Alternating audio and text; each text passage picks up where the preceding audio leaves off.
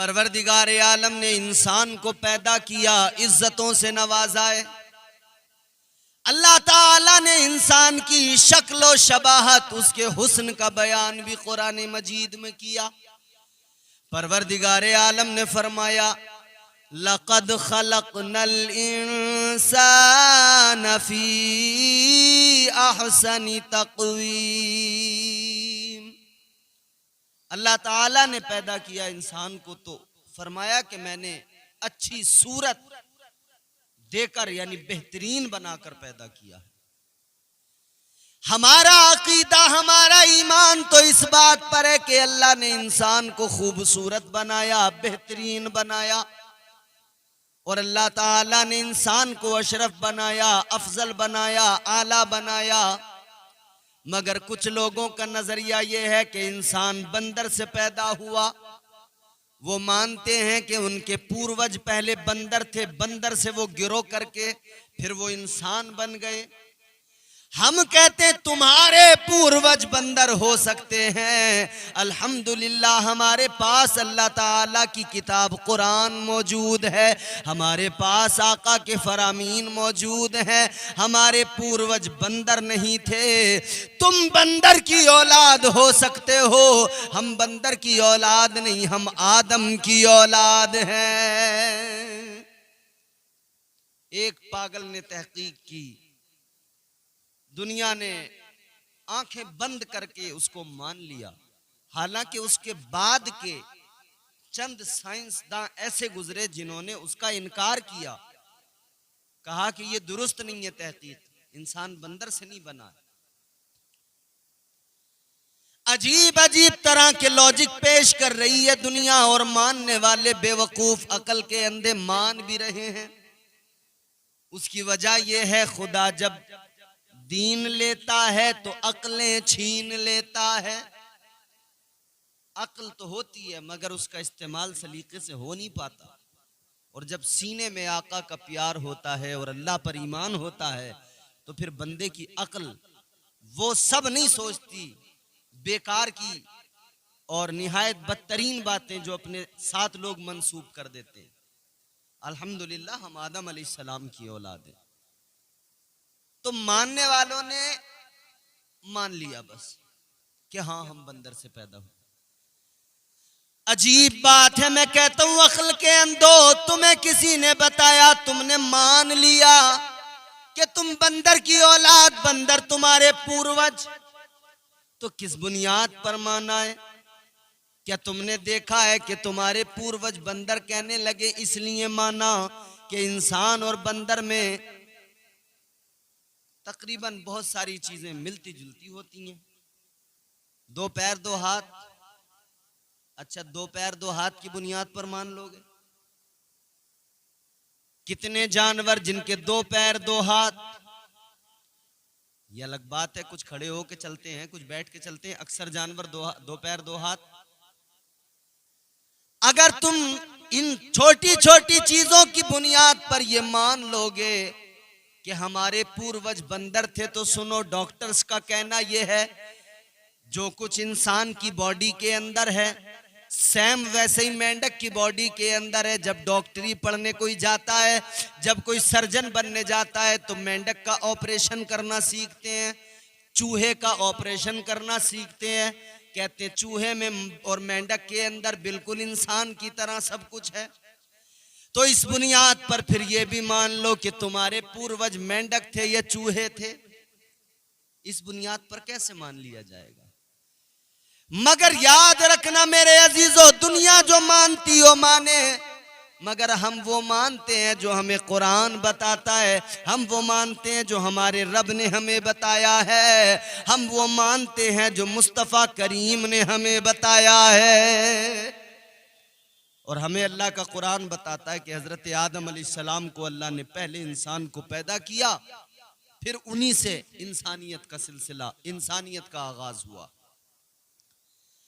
फरमाया गया, अल्लाह ताला का कुरान कहता है, अल्लाह ने हजरत आदम की तख्लीक का जिक्र बड़ी तफसील के साथ किया। जब पैदा करने का इरादा किया तो अल्लाह ने फरिश्तों से फरमाया, व इज़ क़ाल रब्बुका लिल मलाइकति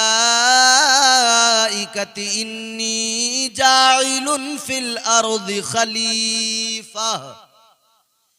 परवरदिगार आलम ने फरमाया, ए फरिश्तों, मैं जमीन में अपना खलीफा बनाने वाला हूँ, मैं जमीन में अपना नाइब बनाने वाला हूँ। अल्लाह ने फरमाया मैं इंसान को पैदा करने वाला हूँ।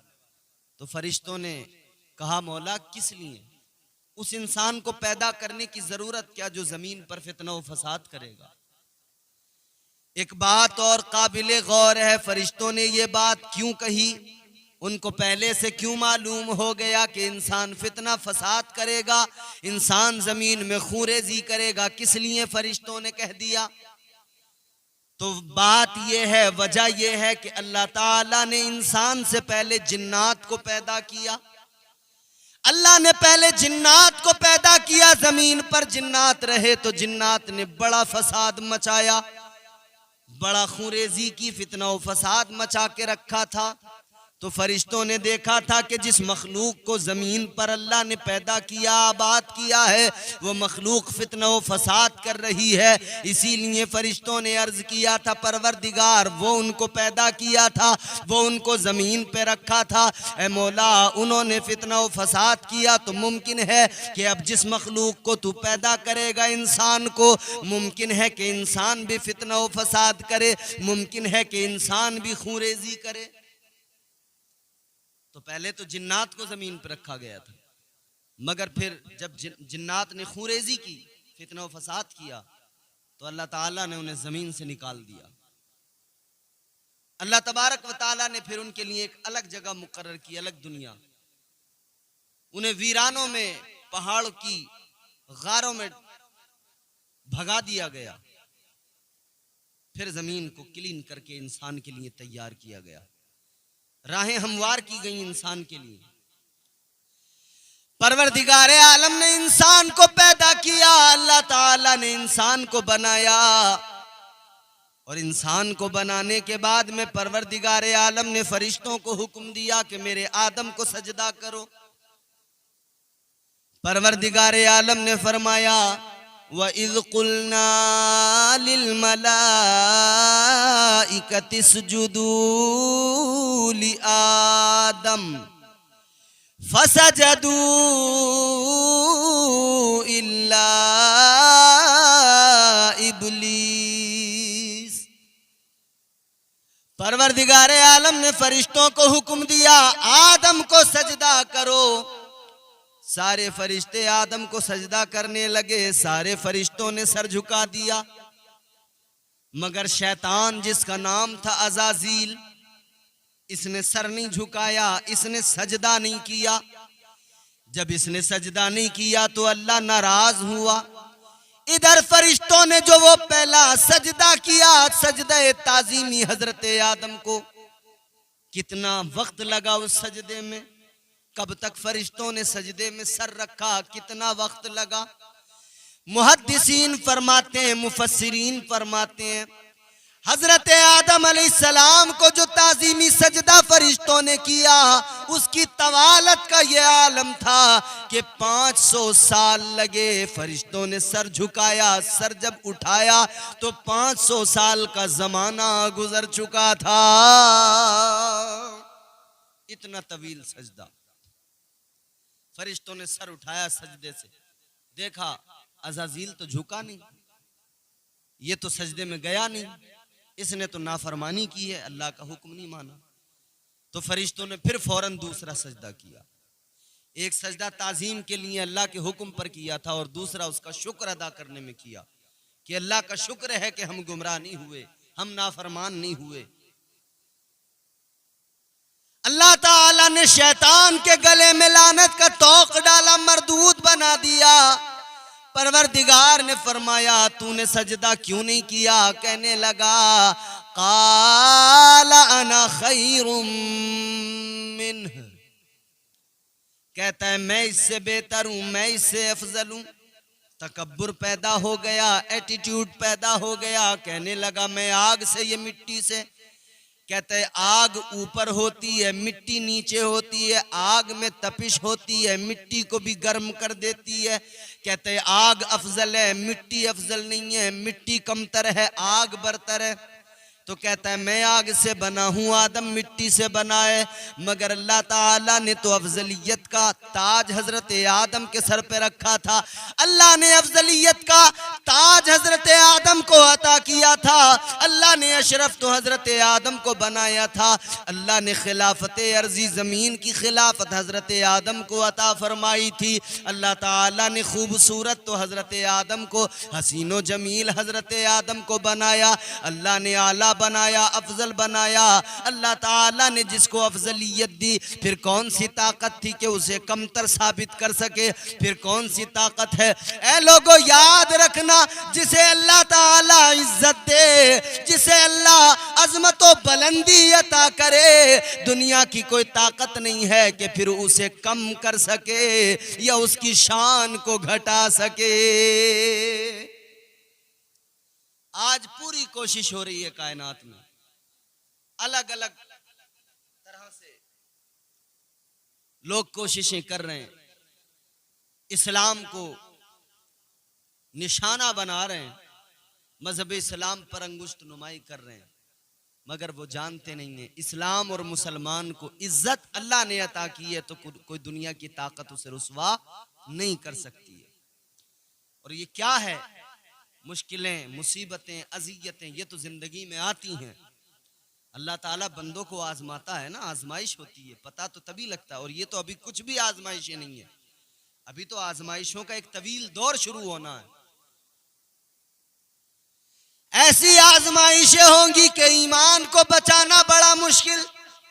फरमाया मेरे मदनी करीम आका ताजदारे मदीना वाली कौनैन ने कि एक जमाना ऐसा आएगा कुर्बे क़यामत के ईमान की हिफाजत करना, ईमान को बचाना इतना मुश्किल हो जाएगा जैसे हाथ पर आग का अंगारा रखना मुश्किल होता है।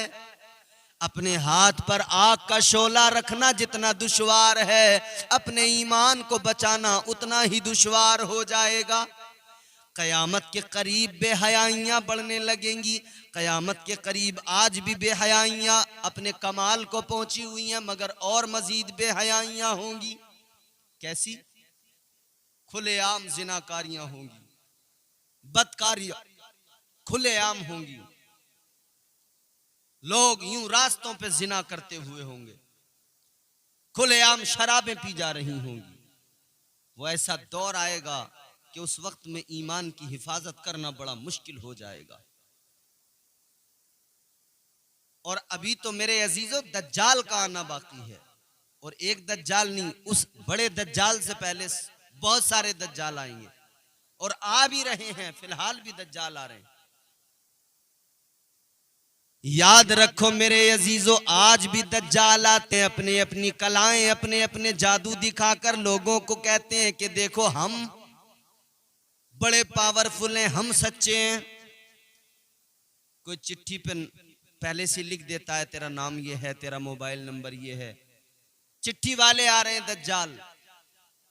कोई किसी तरह का अपनी कला का प्रदर्शन कर रहा है, कोई किसी तरह से अपनी कला का मुजाहिरा कर रहा है।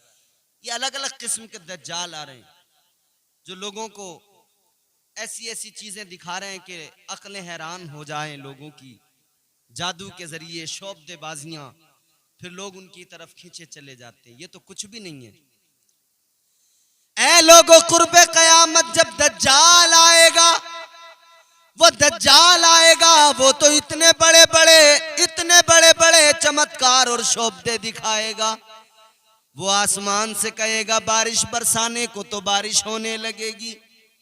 वो जमीन से कहेगा अपने खजाने निकाल, तो जमीन अपने खजाने निकाल देगी।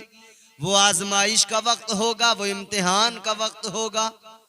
तो मेरे अजीजों, आज के दज्जालों से भी बचना जरूरी है। आज के दज्जाल भी तुम्हें बहकाएंगे, नए नए तर्क देंगे, नई नई बातें बताएंगे। मगर याद रखना, जो कुरान ने तुम्हें सिखाया है, जो कुरान में अल्लाह ने फरमाया है, उसको थाम लो। अल्लाह की रस्सी को मजबूती से पकड़ लो। अल्लाह की रस्सी को मजबूती से पकड़ लिया तो दुनिया भी संवर जाएगी, आखिरत भी संवर जाएगी। याद रखना। तो वो लोग, ये दुनिया में जो लोग हैं, ये दुनियावी तर्क देकर अपनी बात को दुनिया के सामने रखते हैं। ये कहते हैं कि इंसान बंदर से पैदा हुआ, मगर हमारा कुरान, हमारा परवरदिगार कहता है कि मैंने इंसान को पैदा किया, बेहतरीन बनाया, खूबसूरत बनाया। तो जो बंदर से पैदा हुए वो बंदर होंगे, हमारे रब ने तो हमें खूबसूरत बनाया है, उम्दा बनाया है, नफीस बनाया है। यही तो वजह है। खुदा की कसम, दुनिया में जहां भी मुसलमान मिलेगा, तारीख पढ़ो ना मुसलमान की, इसकी शान बड़ी अलग होगी, मुख्तलिफ होगी। मुसलमान की शान तो ये अलग बात के खामोश खड़े रहते हैं, फिर भी जो लोग बड़े हैं वो बड़े रहते हैं।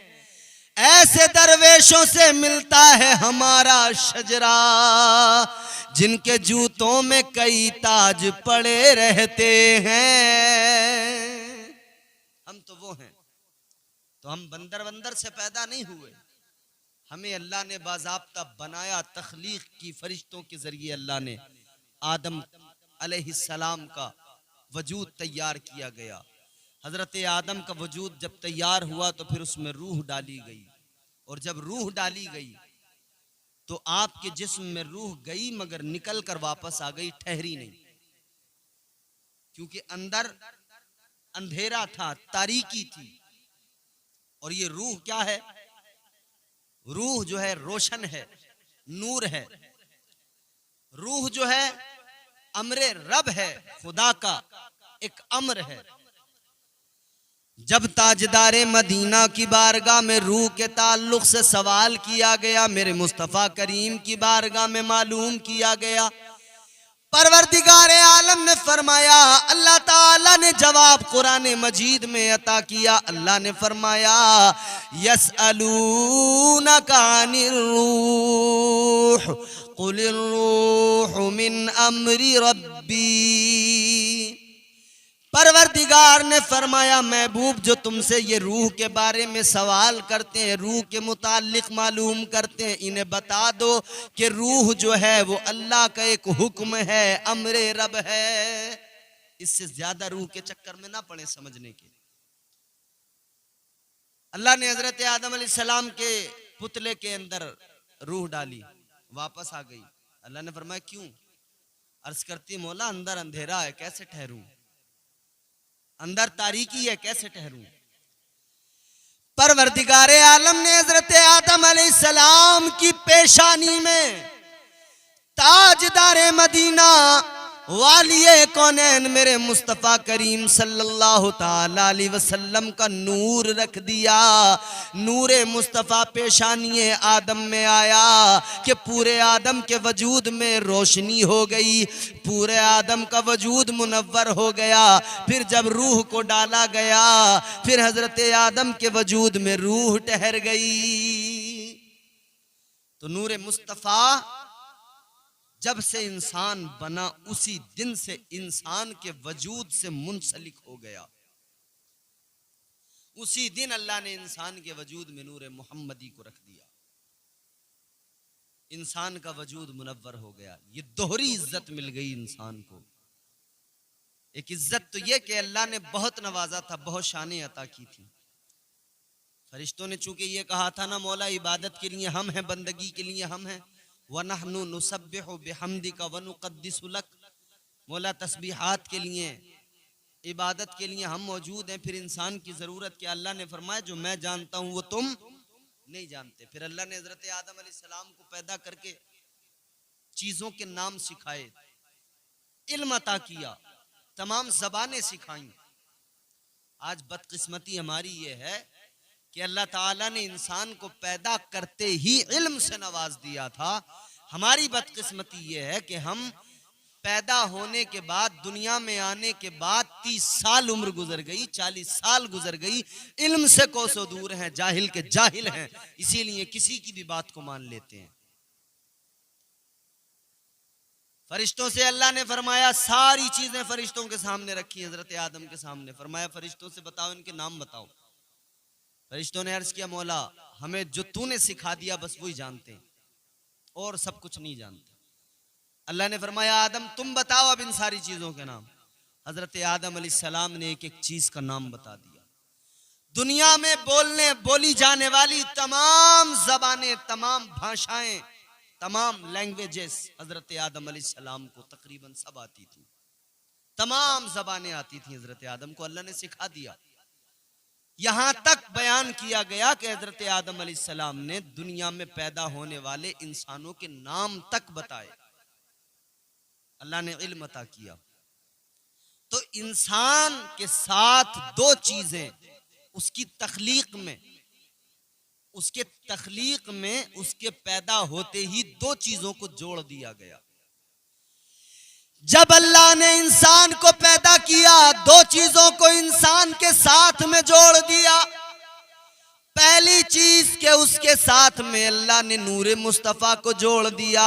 अब इंसान की जिम्मेदारी है जब तक जिए जब तक मरे मुस्तफा जाने रहमत से मोहब्बत करता रहे, मदीने के ताजदार से प्यार करता रहे, क्योंकि नूरे मोहम्मदी का एहसान है इंसान पर कि नूरे मोहम्मदी ने इंसान के वजूद को रोशन किया है।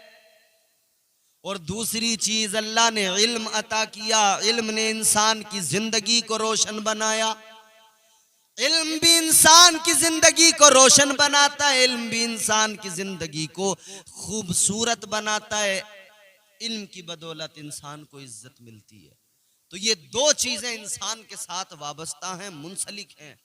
एक चीज तो ये कि नूरे मोहम्मदी का एहसान है, नूरे मोहम्मदी का एहसान है, उस एहसान को माने बंदा और अपने प्यारे आका हुजूर अहमद मुस्तबा मोहम्मद मुस्तफ़ा सल्लल्लाहु ताला अलैहि वसल्लम से प्यार करता रहे, उनकी मोहब्बत में जिए, उनकी मोहब्बत में मरे।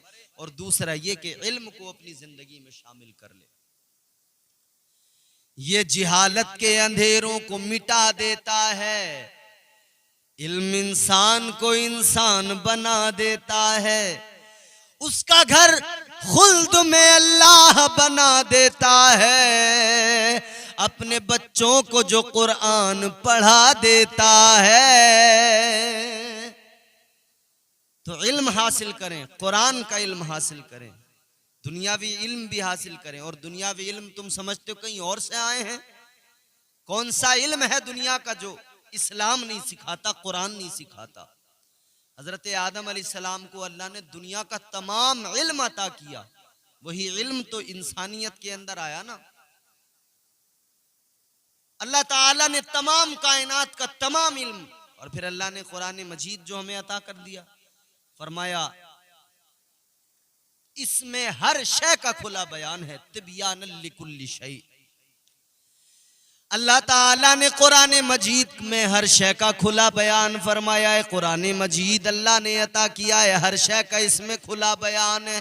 कुरान पढ़ो मेरे अजीजों, कुरान को पढ़ोगे तो दुनिया के सारे उलूम तुम्हें मिल जाएंगे। मगर बड़ी अजीब बात है, कुरान को छोड़ दिया मुसलमान कहलाने वाले, कुरान को छोड़कर दुनिया के इल्म के पास भागने लगे। दुनियावी उलूम भी कुरान में मौजूद है, पढ़ो जरा कुरान कायदे से। मगर कुरान छोड़कर अगर इल्म हासिल करोगे तो फिर अपने पूर्वजों को बंदर ही बताते नजर आओगे, फिर ऐसी बेहुदा बातें करते नजर आओगे। याद रखना, जब कुरान पढ़ के इल्म हासिल करोगे, सारा साइंस कुरान के अंदर मौजूद है, सारा इल्म कुरान के अंदर मौजूद है। अल्लाह ताला ने फरमाया ये कुरान हिदायत भी है, कुरान बशारत भी है, कुरान रहमत भी है। मोमिनों के लिए अल्लाह ने इसे हिदायत भी बना दिया, मुसलमानों के लिए बशारत भी है, मुसलमानों के लिए हिदायत भी है, रहमत भी है। कुरान पढ़ो, कुरान से करीब हो जाओ। सारे इल्म अल्लाह ताला ने कुरान मजीद के अंदर रख दिए, बस समझने वाला। और यही वजह है कि एक डॉक्टर जब कुरान पढ़ेगा तो उसे डॉक्टरी के वो अजीम अजीम पहलू कुरान मजीद में नजर आएंगे कि वो उसकी अक्ल हैरान रह जाएगी। एक सूफी जब कुरान पढ़ता है तो उसे तसव्वुफ के बाब खुलते नजर आते हैं। एक हकीम पढ़ता है तो उसे उसकी पूरी हिकमत कुरान में मिल जाती है। और जब एक ताजिर बिजनेसमैन कुरान मजीद को पढ़ता है तो उसे तिजारत के तमाम उसूल ज़वाबित कुरान में मिल जाते हैं। कुरान में हर शय का खुला बयान है। कुरान मजीद पढ़ो तो सही। तो ये जो बेहुदा बातें हैं इनसे तौबा करना जरूरी है। बात यह है कि हमारी कौम उलमा से दूर होने लगी। उलमा से दूर हो जाओगे तो जो तुम्हारे दिमाग में दुनिया डाल देगी तुम उसी को सच मानने लगोगे। कुरान पढ़ो, उलमा के करीब बैठो, उलमा से दोस्तियां और मोहब्बतें और वाबस्तगियां रखो। जानते नहीं हो सोहबत का कितना असर पड़ता है। सोहबत जिंदगी बदल देती है। हजरत अब्दुल्ला इब्न मसऊद मेरे मुस्तफ़ा के सहाबी हैं रज़ी अल्लाह ताला अन्हु। एक रास्ते से गुजर रहे हैं आप तो चंद ओबाश लड़के एक मकान के अंदर, एक घर के अंदर बैठे हुए शराब पी रहे हैं, गाना बजाना कर रहे हैं। आप गुजरे, एक लड़का उनमें था ज़ादान नाम का। वो एक आले म्यूजिक, एक कोई म्यूजिक का आला है बरबत नाम का, उसको बजा रहा है और बड़ी सुरीले अंदाज में गा रहा है। हजरत अब्दुल्ला इब्न मसूद का गुजर हुआ, वो बजा रहा है, गा रहा है। आपने उसको देखा, आप फरमाने लगे इसकी आवाज कितनी अच्छी है, कितना सुरीला है, काश ये इतनी ही मोहब्बत के साथ में कुरान मजीद को पढ़ लेता। अगर इतनी सुरीली आवाज में कुरान मजीद की तिलावत करता तो कितना लुत्फ आता, कितना अच्छा लगता। हजरत अब्दुल्ला इब्न मसूद इतना कहकर आगे बढ़ गए। उसने आपकी बात को सुन लिया। वो अपने साथ वालों से कहने लगा ये कौन थे जो अभी गए? तो कहने लगे ये मुस्तफ़ा के सहाबी हैं। कई इन्होंने जो कहा, क्या कहा? कई ये कह रहे थे अगर ये कुरान पढ़ता तो कितना अच्छा होता, इतनी सुरीली आवाज में कुरान की तिलावत करता। खुदा की कसम कैफियत बदल गई, दिल बदल गया। वो बरबत तोड़ दिया, वो म्यूजिक का सामान तोड़ दिया, फौरन चला गया। हजरत अब्दुल्ला इब्न मसूद के पास पहुंचा, रोने लगा, कहने लगा आपकी बात को सुनकर कैफियत बदल गई है। अब मैं तौबा करता हूं, मुझे कुरान पढ़ा दो, कुरान सिखा दो, कुरान पढ़ूंगा। आपने तौबा कराई, कुरान सिखाया, कुरान सीखा, फिर वो कुरान पढ़ता था, कुरान की तिलावत करता था। खुदा की कसम जब वो कुरान पढ़ता था सुनने वाले दंग रह जाया करते थे, सुनने वाले बड़े महजूज हुआ करते थे। फिर इतना इल्म हासिल किया, इतना इल्म हासिल किया, बड़ा मकाम हासिल किया। फिर वही हजरत ज़ादान है कि उन्होंने हजरत अब्दुल्ला इब्न मसूद से कई हदीसें बयान फरमाई, रिवायत की। तो जब कोई सोहबत में आता है ना, इल्म वालों की सोहबत में, तो उसकी जिंदगी बदल जाती है। इल्म वालों की सोहबत इख्तियार करें। इल्म वालों से दूरी बनाएंगे, उलमा से दूरी बनाएंगे तो कुछ नहीं मिलने वाला है, सिवाय नुकसान के कुछ नहीं होने वाला। वजह यह है कि अल्लाह ताला ने कुरान मजीद में फरमा दिया, इन्नमा यख्शल्लाह मिन इबादिहिल उलमा।